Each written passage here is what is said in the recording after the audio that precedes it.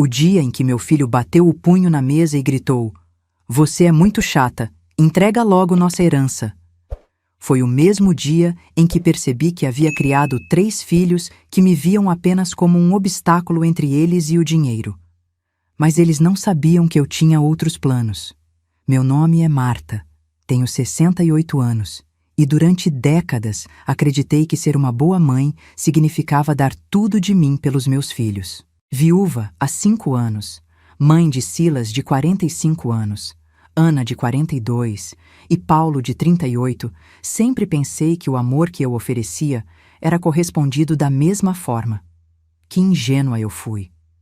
Depois que meu querido esposo partiu, deixando-me sozinha nesta casa grande em Petrópolis, percebi mudanças sutis no comportamento dos meus filhos.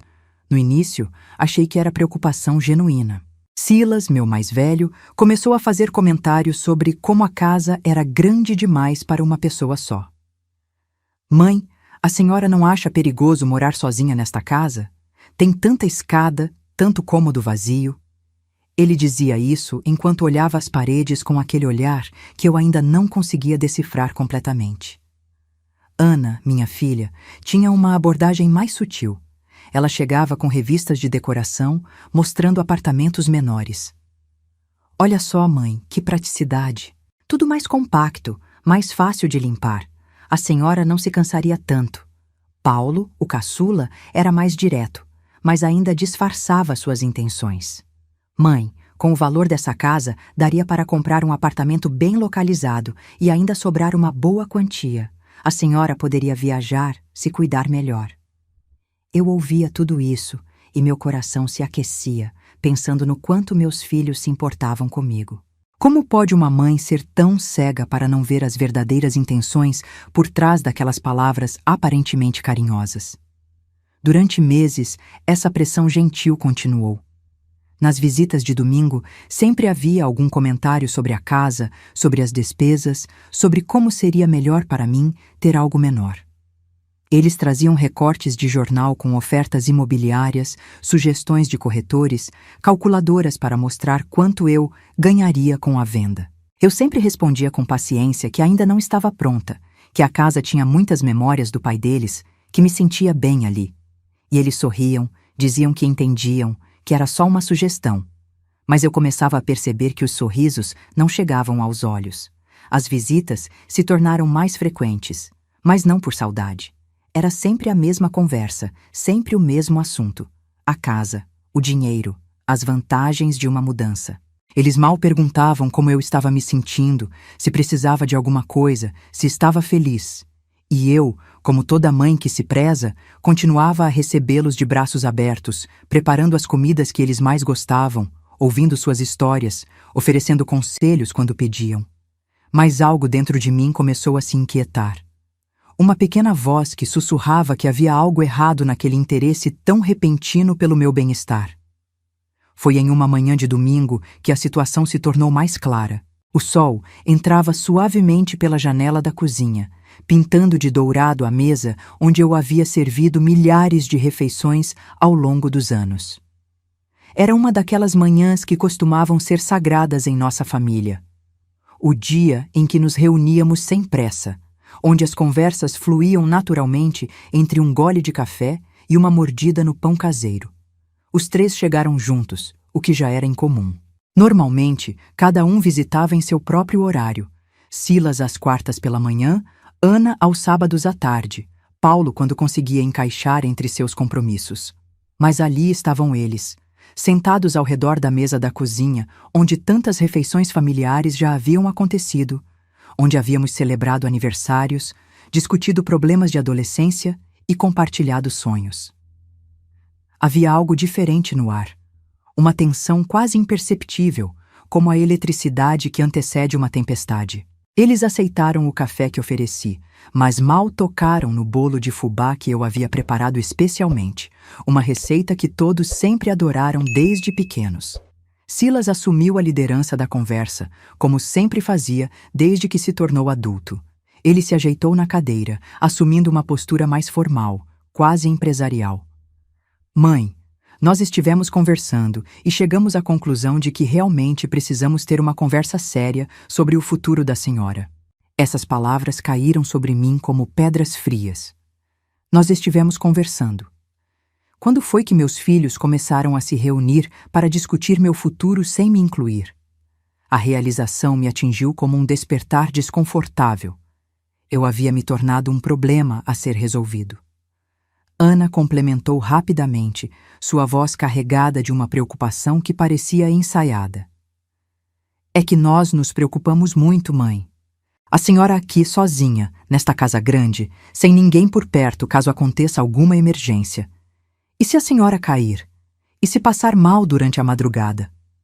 Suas palavras eram razoáveis, até carinhosas na superfície, mas havia algo por baixo delas que meu coração de mãe começava a captar. Era como se ela estivesse pintando um cenário de vulnerabilidade que eu mesma não sentia, construindo uma narrativa onde eu precisava ser resgatada. Paulo, que sempre foi o mais impaciente dos três, aquele que desde criança queria tudo resolvido imediatamente, foi direto ao ponto. Mãe, nós já até falamos com um corretor. Ele disse que a casa vale uma boa quantia. Com esse dinheiro, a senhora poderia comprar um apartamento bem menor, mais seguro, e ainda teria uma reserva considerável para viver com tranquilidade. As palavras dele ecoaram na cozinha como um eco distorcido das conversas que tínhamos tido nas últimas semanas. Mas agora, ouvindo-as todas juntas, de forma coordenada, percebi que não eram sugestões espontâneas. Era um plano elaborado em minha ausência, sobre minha vida. Eu os observava enquanto falavam, e pela primeira vez comecei a realmente enxergar, além das palavras, além das expressões, de preocupação filial. Via a ansiedade nos olhos de Silas. Não a ansiedade de um filho preocupado, mas a ansiedade de alguém que havia apostado muito em um resultado específico. Ele sempre teve dificuldades financeiras com seus negócios de consultoria, sempre precisando de mais capital, sempre com projetos que iriam decolar. Vi o brilho calculista no olhar de Ana, aquele mesmo brilho que aparecia quando ela era pequena e queria algo que não podia ter. Ela sempre invejou o que outros possuíam, a casa maior da vizinha, o carro mais novo da cunhada, o padrão de vida que ela sentia que merecia, mas que nunca conseguiu alcançar sozinha. Vi a impaciência mal disfarçada de Paulo, que sempre quis as coisas para ontem, que nunca aprendeu o valor da paciência ou da construção gradual. Seus gestos eram inquietos, suas palavras apressadas, como se cada segundo de demora fosse um desperdício insuportável. Filhos, eu disse calmamente, minha voz saindo mais firme do que eu esperava. Eu agradeço a preocupação de vocês, mas como já disse outras vezes, ainda não me sinto pronta para deixar esta casa. Ela tem muitas memórias do pai de vocês, de nossa família. Cada cômodo guarda pedaços da nossa história. O silêncio que se seguiu foi tenso, carregado de frustrações mal contidas. Eles se entreolharam de uma forma que me fez perceber, com uma clareza dolorosa, que essa conversa havia sido planejada, ensaiada. Provavelmente haviam se reunido antes, definido estratégias, distribuído argumentos entre si. Eu não era parte dessa equação. Eu era o objetivo dela. Silas tentou uma abordagem diferente, sua voz assumindo um tom mais direto, quase comercial. Mãe, mas não é só sobre memórias. É sobre praticidade, sobre segurança, sobre aproveitar a vida enquanto a senhora ainda pode. E também sobre o futuro. Ele fez uma pausa calculada. Nós também somos filhos do papai e, eventualmente... Ele não terminou a frase, mas não precisava. O recado estava dado com uma clareza cristalina. Eles não estavam preocupados comigo. Estavam preocupados com a herança deles, com um patrimônio que viam como sendo parcialmente seu por direito, mas que estava sendo desperdiçado por uma mulher que insistia em continuar viva e independente. Ana tentou suavizar o que o irmão havia deixado nas entrelinhas. O que o Silas está tentando dizer é que se a senhora vender agora, pode aproveitar o dinheiro, viver melhor, com mais conforto. E nós também poderíamos ajudar mais, né? Dividir as despesas, cuidar melhor da senhora. Mas suas palavras soavam ocas, vazias de sinceridade. Era como ouvir um roteiro sendo recitado, palavras bonitas organizadas para encobrir intenções que eu finalmente começava a enxergar. Cuidar melhor da senhora significava me colocar em um lugar menor, mais controlado, onde eu seria mais dependente deles e, consequentemente, mais grata. E pela primeira vez em muitos anos, senti uma pontada de decepção que cortou fundo no meu coração. Não era apenas tristeza. Era o tipo de dor que vem quando uma ilusão preciosa se desfaz, quando percebemos que o amor que pensávamos ser incondicional tinha, na verdade, condições muito específicas. Naquele momento, sentada à mesa onde havia nutrido não apenas os corpos, mas os sonhos desses 3 seres humanos, compreendi que havia criado filhos que me viam não como uma pessoa com direitos e desejos próprios, mas como uma detentora de recursos que deveriam naturalmente fluir em direção a eles. A manhã de domingo dourada havia se transformado em algo completamente diferente. O sabor do café ficou amargo na minha boca e pela primeira vez em décadas senti-me verdadeiramente sozinha, mesmo estando rodeada por minha família. O momento que mudou tudo aconteceu em uma terça-feira de março. Eu estava organizando os documentos do escritório, uma tarefa que havia me proposto a fazer há semanas. Separar papéis antigos, organizar certidões, criar uma ordem naquela mesa que guardava décadas de memórias burocráticas da nossa família. Era uma manhã silenciosa, daquelas em que se pode ouvir o próprio pensamento. Eu havia preparado meu café como sempre fazia, colocado uma música suave no rádio e me instalado na poltrona do escritório, rodeada por pilhas de documentos que contavam a história da nossa vida. Certidões de nascimento amareladas pelo tempo, escrituras que meu esposo havia assinado com tanto orgulho, papéis de seguro que representavam anos de planejamento cuidadoso. Foi quando escutei o barulho na porta da frente. 3 carros estacionando quase simultaneamente, passos determinados na entrada. Os 3 chegaram sem avisar e algo no ar mudou imediatamente. Dessa vez, não havia o ritual do cafezinho ou da conversa amena sobre o tempo ou sobre como eu estava passando. Eles entraram como se fossem donos da casa, com uma energia que eu nunca havia sentido vindo deles. Silas vinha à frente, carregando uma pasta de couro preta, dessas que executivos usam em reuniões importantes. Sua expressão era séria, quase solene, como se estivesse prestes a conduzir uma negociação empresarial. Ana o seguia com uma bolsa cheia de papéis e Paulo fechava o trio com um ar impaciente que ele nem se dava ao trabalho de disfarçar. "Mãe, nós já conversamos sobre isso várias vezes", disse Silas, sua voz assumindo um tom que eu nunca havia ouvido antes, profissional, distante, como se eu fosse uma cliente relutante. "Hoje viemos resolver essa questão de uma vez por todas." Eu estava sentada na poltrona do escritório, ainda com alguns documentos nas mãos, quando eles se posicionaram à minha frente, de uma forma que me fez sentir como se estivesse diante de um tribunal. A disposição física deles na sala não era casual. Silas ficou de pé, assumindo claramente o papel de porta-voz. Ana puxou uma cadeira e se sentou bem próxima a mim, numa proximidade que deveria parecer carinhosa, mas que se sentia invasiva. E Paulo começou a andar pela sala, suas passadas ecoando no silêncio tenso. "Mãe, olha só", Ana disse com um entusiasmo forçado, abrindo sua bolsa e espalhando folhetos coloridos sobre a mesa, cobrindo os documentos que eu estava organizando. "Nós já fizemos toda a pesquisa. Este corretor é o melhor da região, tem os melhores contatos. E olha esses apartamentos que separamos especialmente para a senhora ver." Os folhetos mostravam apartamentos pequenos e modernos, com frases como "praticidade para a terceira idade" e "viva sem preocupações". Cada imagem parecia ter sido escolhida para me convencer de que eu precisava de menos espaço, menos responsabilidades, menos vida. Paulo parou de andar e se virou para mim, suas palavras carregadas de uma impaciência mal contida. "Mãe, a senhora precisa entender que isso não é só vontade nossa, é necessidade. A senhora não consegue mais cuidar desta casa sozinha. Olhe o tamanho desta propriedade. É muito trabalho para uma pessoa da sua idade." Senti uma pontada de indignação crescendo em meu peito. Mas eu consigo sim, Paulo.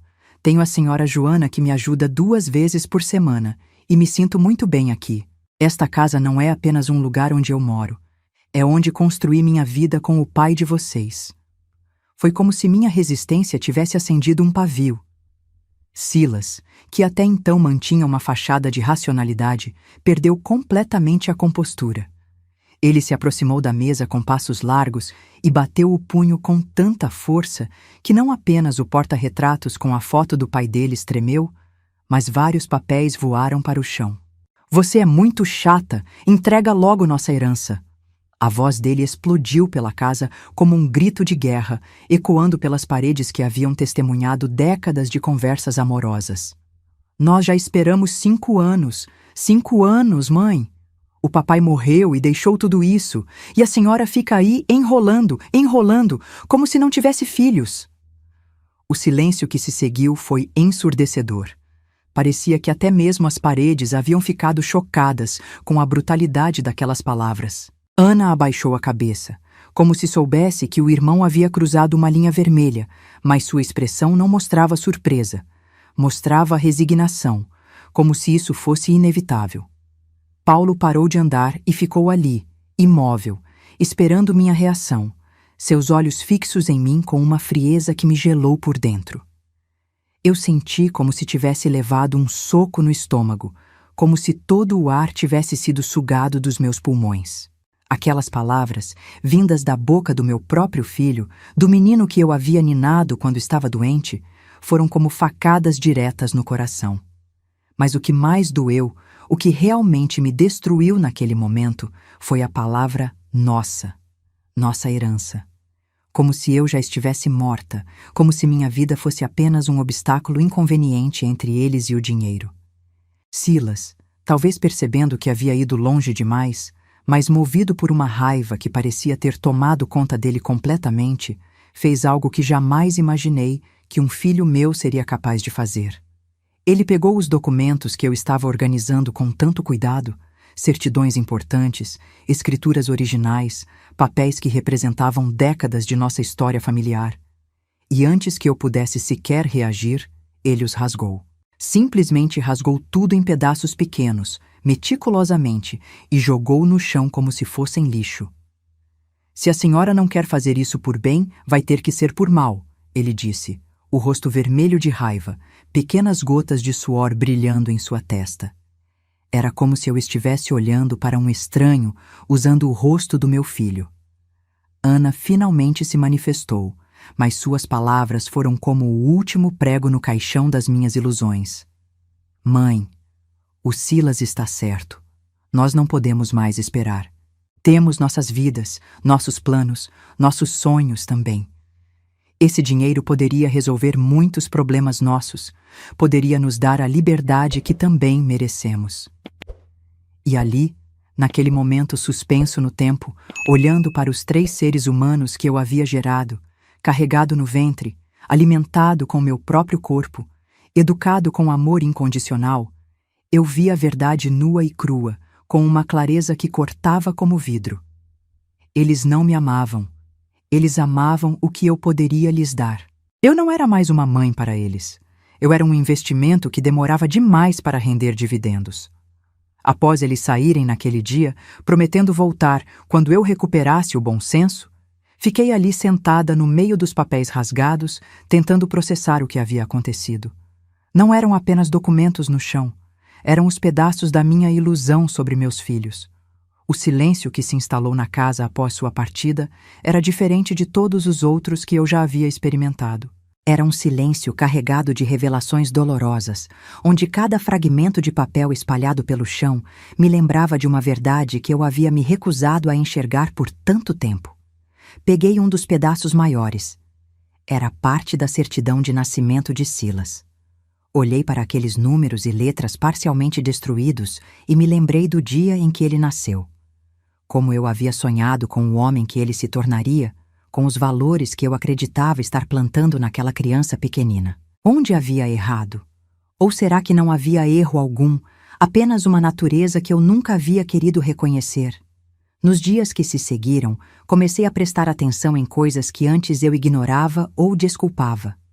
Era como se uma venda tivesse caído dos meus olhos, permitindo que eu visse padrões que existiam há anos, mascarados pela minha necessidade desesperada de acreditar que meus filhos me amavam. Silas ligava, mas era sempre sobre a casa. Mãe, já pensou melhor? Sua voz tinha um tom impaciente mal disfarçado, como se eu fosse uma criança teimosa que ele precisava convencer a tomar um remédio amargo.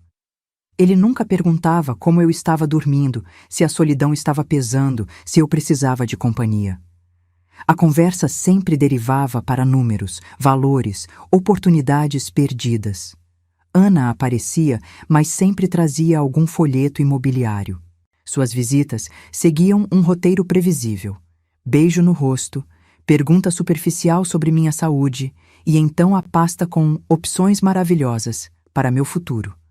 Ela falava com entusiasmo forçado sobre apartamentos compactos e funcionais, como se estivesse me oferecendo um presente, não tentando me reduzir a uma vida menor. Paulo mandava mensagens, mas eram sempre sobre como eu estava sendo teimosa e egoísta. Suas palavras chegavam pelo telefone como pequenas facadas. Mãe, a senhora não pode ser tão egoísta assim. Pense nos seus filhos também. Egoísta por querer permanecer na minha própria casa. Egoísta por não entregar de bandeja o fruto de décadas de trabalho do meu esposo. A palavra ecoava na minha mente durante as noites insones. Egoísta. Eu, que havia passado 40 anos da minha vida adulta, colocando os desejos deles antes dos meus. Eu, que havia abdicado de sonhos pessoais para financiar suas educações, seus casamentos, seus primeiros carros. Egoísta por, aos 68 anos, querer manter um teto sobre minha cabeça que carregasse as memórias de uma vida inteira. Foi numa quinta-feira que a verdade se revelou completamente. Eu havia ido ao banco resolver algumas questões relacionadas à conta poupança que mantinha para pequenas emergências. Uma conta que eles nem sabiam que existia. O gerente, Sr. Rodrigues, um homem gentil que conhecia nossa família há décadas, havia me alertado sobre alguns questionamentos que haviam sido feitos sobre minha capacidade financeira. Dona Marta, ele disse com delicadeza, alguém da sua família esteve aqui fazendo perguntas sobre suas contas, sobre sua capacidade de administrar seus bens. Achei melhor a senhora saber. As palavras dele me atingiram como um soco no estômago, mas também trouxeram uma clareza terrível. Eles não estavam apenas pressionando. Eles estavam investigando, preparando um terreno para questionar minha competência. Quando voltei para casa, minha mente fervilhava com essa revelação. Foi então que escutei vozes na varanda dos fundos. Eram meus 3 filhos que haviam entrado pela porta dos fundos usando a chave que eu nunca havia pedido de volta, como faziam quando eram crianças, mas agora com propósitos bem diferentes. Eu parei na cozinha, escondida atrás da parede que separava os 2 ambientes, e ouvi uma conversa que gelou meu sangue. Se a mãe não vender logo, vamos ter que tomar outras providências, dizia Silas, sua voz carregada de uma frieza que eu nunca havia ouvido antes. Que tipo de providências? Perguntou Ana, como se estivesse discutindo a estratégia para um negócio qualquer. Bem, ela já tem 68 anos. Podemos alegar que não tem mais capacidade para administrar os próprios bens. Tenho um advogado que pode nos ajudar com isso. É questão de juntar algumas evidências de comportamento, digamos, inadequado. Meu coração parou. Eles estavam planejando me declarar incapaz. Meu próprio sangue estava conspirando para me tirar não apenas a casa, mas minha autonomia, minha dignidade. Paulo riu de uma forma amarga. Cara, às vezes penso que seria mais fácil se ela só, sabe, deixasse logo de ser teimosa e entregasse tudo. Paulo! Ana o repreendeu, mas sua voz não carregava real indignação, apenas o desconforto de ouvir em voz alta o que todos estavam pensando. Não fala isso. É verdade, Ana. A mãe está sendo egoísta. Ela já viveu a vida dela, já aproveitou tudo o que tinha para aproveitar. Agora é nossa vez. Silas continuou, como se fosse o planejador estratégico da minha destruição. O problema é que ela está muito saudável ainda. Pode viver mais 20 anos nessa teimosia. E nós aqui, precisando desse dinheiro agora, meus negócios não podem esperar 2 décadas. O meu casamento também está complicado, confessou Ana. O Eduardo está cobrando algumas mudanças no nosso padrão de vida, e esse dinheiro resolveria muitos problemas. E eu tenho aquelas dívidas do cartão, acrescentou Paulo. Se continuar assim, vou ter meu nome sujo. A herança da mãe é nossa salvação. Eles falavam de mim como se eu fosse um empecilho, um obstáculo entre eles e uma vida melhor. Falavam como se minha existência fosse um inconveniente, uma conta que não fechava em seus planejamentos financeiros. Naquele momento, senti uma dor que jamais imaginei ser possível sentir. Não era apenas decepção, era a morte de um amor que eu acreditava ser recíproco. Era como assistir ao funeral da minha própria maternidade.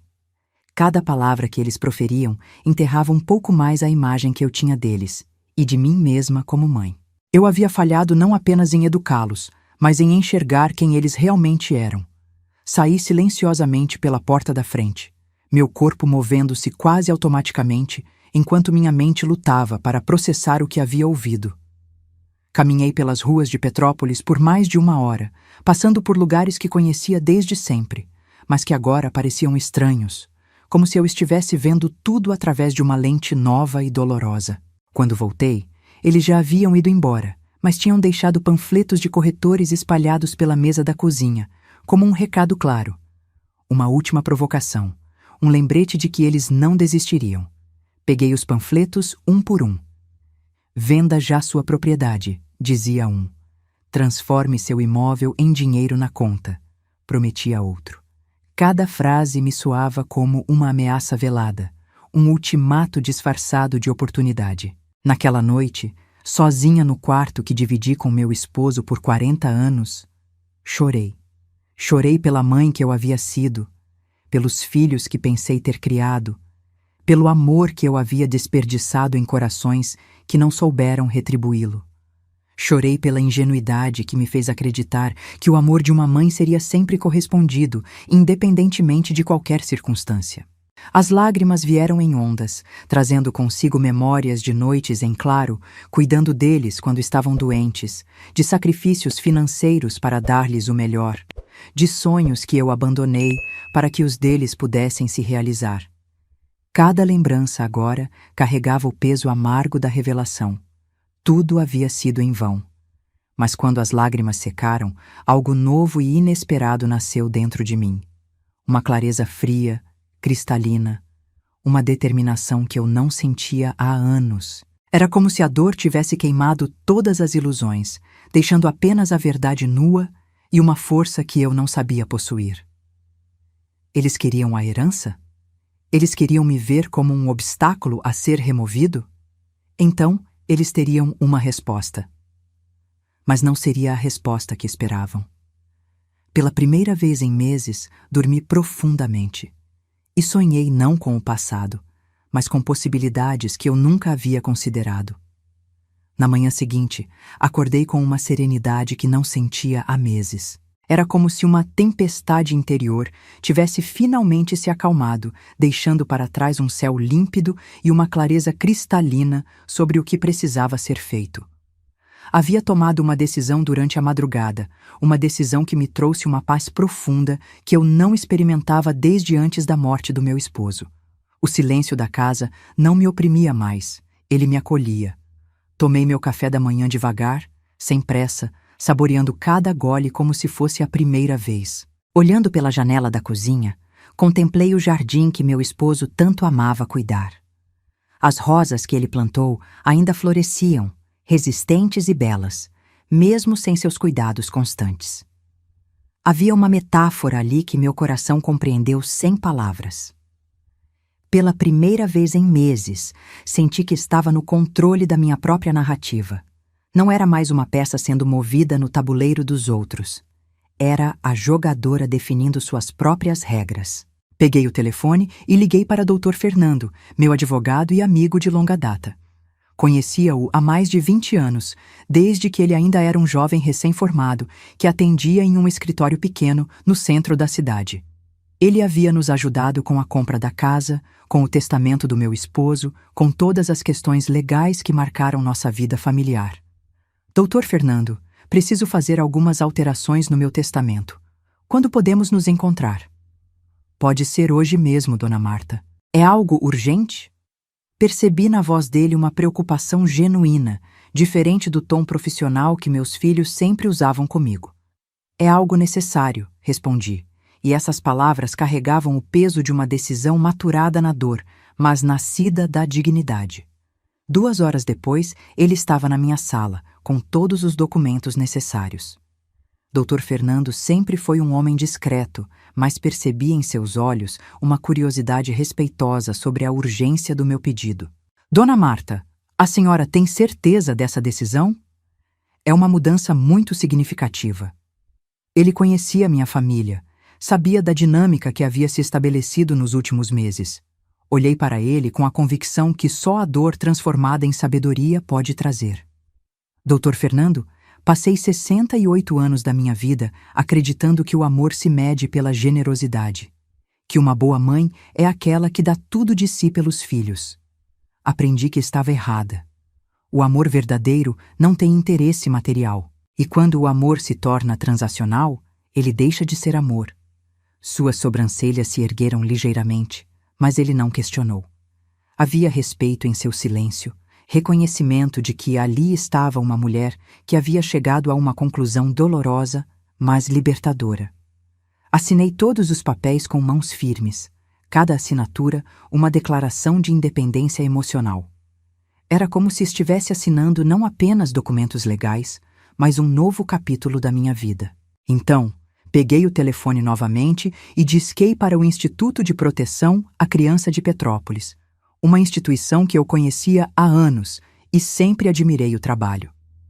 Havia visitado algumas vezes durante campanhas de arrecadação, havia visto o carinho com que cuidavam de crianças que a vida havia ferido cedo demais. Alô, aqui é Marta. Gostaria de falar com a diretora, por favor. Quando Dona Carmen atendeu, senti uma familiaridade calorosa em sua voz. Ela me conhecia das visitas ocasionais, das pequenas doações que eu fazia em datas especiais. Dona Carmen, gostaria de fazer uma doação significativa para a instituição. Não é apenas dinheiro, é todo o meu patrimônio. Quando eu partir, quero que tudo vá para as crianças que realmente precisam. O silêncio do outro lado da linha durou alguns segundos. Quando ela falou novamente, percebi a surpresa e a emoção genuína em sua voz. Dona Marta, isso é algo extraordinário. A senhora tem certeza? É uma decisão de grande impacto. Absoluta certeza. Essas crianças merecem uma chance na vida que talvez nem eu, nem meus filhos tivemos. Eu quero ser parte dessa chance, dessa esperança. Minhas palavras saíam carregadas de uma convicção que surpreendeu até a mim mesma. Marcamos um encontro para a próxima semana, para acertar todos os detalhes legais. Desliguei o telefone sentindo-me mais leve do que havia me sentido em anos, como se um peso invisível tivesse sido removido dos meus ombros. Foi então, como se o universo tivesse cronometrado perfeitamente, que os 3 chegaram novamente. Ouvi os carros parando na entrada, as vozes animadas, o som de passos decididos. Silas trazia mais papéis, provavelmente contratos de venda já elaborados. Ana vinha com cara de quem havia ensaiado uma fala emotiva diante do espelho. Paulo parecia determinado a resolver tudo naquele dia, como se sua impaciência tivesse finalmente encontrado um prazo final. Mãe, chegamos a um acordo, disse Silas, entrando na sala com a confiança de quem acredita estar oferecendo um favor. A senhora vende a casa, fica com 40% do valor para se manter confortavelmente, e nós dividimos o restante. É a proposta mais justa que podemos fazer. Eu os observei enquanto falavam, detalhando números, prazos, vantagens. Eles haviam transformado minha vida numa planilha, meu amor numa transação comercial. Era fascinante e triste ao mesmo tempo ver como pessoas que eu havia amado incondicionalmente conseguiam reduzir nossa relação a porcentagens. Eu os deixei falar, os deixei expor todos os seus planos e justificativas, todas as suas preocupações mascaradas de números e garantias. Quando terminaram, respirei fundo e disse, com uma calma que me surpreendeu: Filhos, eu também tenho uma proposta para vocês. Peguei o telefone, que estava ao meu lado, e disquei para o instituto novamente, com o viva-voz ligado para que todos pudessem ouvir claramente cada palavra. Falei: Dona Carmen, é a Marta novamente. Pode confirmar nossa conversa de hoje sobre a doação de todo o meu patrimônio para a instituição? A voz dela ecoou na sala silenciosa como uma proclamação. Claro, Dona Marta. Como conversamos, todo o seu patrimônio será destinado às nossas crianças. É um gesto de generosidade que jamais esqueceremos. Essas crianças terão um futuro diferente graças à senhora. Perfeito. Muito obrigada, Dona Carmen. Desliguei o telefone e olhei para meus 3 filhos. Era como assistir a uma transformação instantânea. Silas estava pálido como papel, suas mãos tremulando ligeiramente enquanto processava o que havia ouvido. Ana tinha a boca aberta de choque, seus olhos alternando entre mim e o telefone, como se não conseguisse acreditar no que havia presenciado. Paulo parecia não conseguir processar o que havia ouvido, parado como uma estátua no meio da sala. Eu aceito doar tudo para a instituição de caridade, disse calmamente, minha voz cortando o ar como seda sobre vidro. Vocês queriam uma resposta sobre a herança? Essa é minha resposta.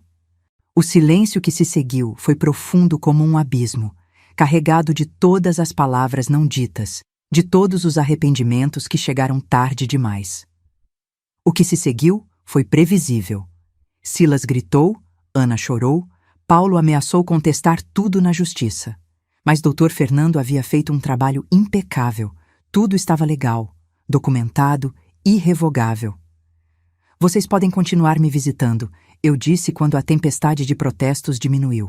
Mas agora eu saberei que, se vierem, será porque realmente querem estar comigo, não porque querem algo de mim. Nos primeiros dias após minha decisão, senti um misto de tristeza e alívio. A casa, que por semanas havia sido palco de tensão e chantagem emocional, finalmente voltou a ter paz.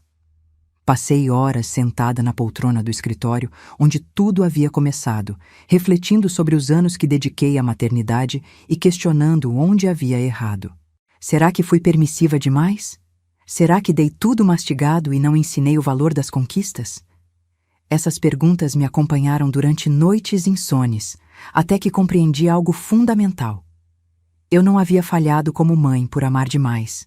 Havia falhado por não ter ensinado que o amor verdadeiro não tem preço. Nos meses que se seguiram, as visitas se tornaram raras. Silas apareceu algumas vezes, tentando me convencer a mudar de ideia, sempre com argumentos que giravam em torno do dinheiro. Ana mandava mensagens ocasionais, frias e formais, como se eu fosse uma conhecida distante. Paulo simplesmente desapareceu, como se eu tivesse morrido para ele no dia em que tomei minha decisão. Estranhamente, essa ausência não me trouxe a solidão que eu temia. Trouxe clareza. Pela primeira vez em décadas, pude distinguir entre estar sozinha e se sentir abandonada. Sozinha, eu tinha escolha. Abandonada, eu era vítima. E eu havia escolhido minha liberdade. Foi Dona Carmen que me sugeriu começar como voluntária no instituto. Dona Marta, a senhora tem tanto amor para dar. Nossas crianças precisam de alguém como a senhora. No início, hesitei. Será que eu ainda sabia como cuidar sem esperar gratidão? Será que conseguiria amar sem cobrar? Mas algo extraordinário aconteceu quando pisei naquele lugar pela primeira vez. Vi nos olhos daquelas crianças uma pureza que eu havia esquecido que existia. Não havia cálculos, não havia segundas intenções. Havia apenas a necessidade humana mais básica: ser amado e aceito. Maria, uma menina de 8 anos que havia chegado recentemente ao instituto após perder os pais num acidente, me chamava de Vovó Marta e corria para me abraçar quando eu chegava. Seus olhos brilhavam quando eu contava histórias, e ela me fazia perguntas sobre minha vida com uma curiosidade genuína que meus próprios filhos nunca demonstraram. João, um garoto de 12 anos que havia chegado ao instituto com um histórico de abandono e que ninguém conseguia se aproximar, começou a me procurar para conversar sobre seus medos e sonhos. Ele me contou sobre o pai que nunca conheceu e a mãe que o deixou na porta da instituição quando tinha apenas 5 anos. Vovó Marta, ele disse um dia, a senhora acha que quando eu crescer vou ser igual ao meu pai? João, respondi, segurando suas pequenas mãos, você vai ser igual a quem você escolher ser. O passado não define quem somos, as escolhas que fazemos a cada dia é que fazem isso. Descobri que ser mãe verdadeiramente não tem a ver com sangue, tem a ver com amor. E amor verdadeiro não cobra, não espera retorno, não mede interesses. Aquelas crianças me ensinaram a diferença entre amar e possuir, entre cuidar e controlar. Durante os fins de semana no instituto, eu ajudava com os deveres de casa, organizava oficinas de culinária ensinando as receitas que aprendi com minha própria mãe, e criava espaços onde essas crianças pudessem simplesmente ser crianças. Ver seus sorrisos, ouvir suas risadas, sentir a sinceridade de seus abraços, me devolveu algo que eu não sabia que havia perdido: a alegria de dar sem esperar nada em troca.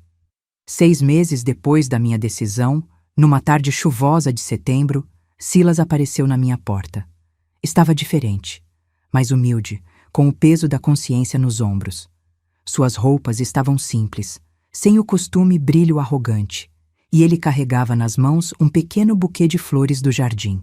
Mãe, eu vim pedir desculpas, ele disse, os olhos marejados. Eu me comportei como um filho terrível.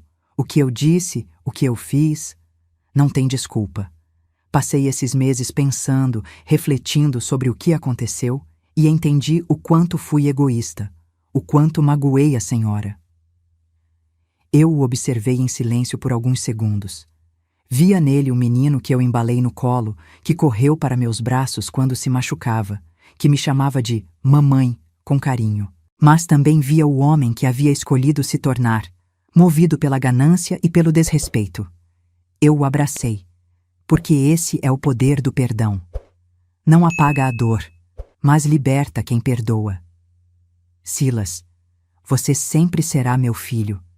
Mas agora você precisa aprender o que eu levei 68 anos para entender.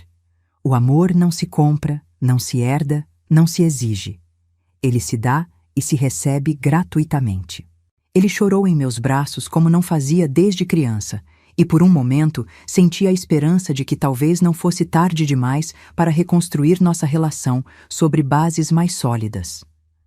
Hoje, aos 69 anos, acordo todos os dias sabendo que tenho um propósito que transcende minhas próprias necessidades. As crianças do instituto me deram de volta a alegria de ser útil, de ser amada pelo que eu sou, não pelo que eu posso oferecer. Elas me ensinaram que família não é apenas quem compartilha nosso sangue, mas quem compartilha nossos valores, nossos cuidados, nossa ternura. Meus filhos biológicos ainda estão aprendendo essa lição, cada um em seu próprio tempo. Ana voltou a me visitar recentemente, trazendo flores em vez de folhetos imobiliários, e pela primeira vez em anos me perguntou como eu estava me sentindo de verdade. Paulo mandou uma carta pedindo perdão, dizendo que entendeu a mensagem e que estava buscando ajuda profissional para lidar com suas questões de relacionamento e dinheiro. Aprendi que às vezes é preciso perder tudo para ganhar a si mesmo, que é preciso coragem para amar verdadeiramente, e ainda mais coragem para parar de alimentar relacionamentos tóxicos, mesmo quando envolvem nossos próprios filhos. A maturidade me trouxe a compreensão de que amor incondicional não significa aceitar desrespeito incondicional.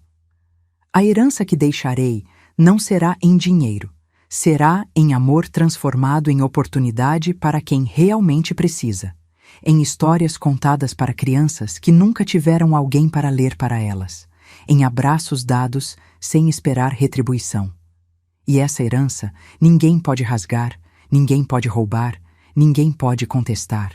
Se essa história tocou seu coração, deixe seu like, se inscreva no canal, comente aqui embaixo de que cidade você é e me responda, no meu lugar, o que você faria.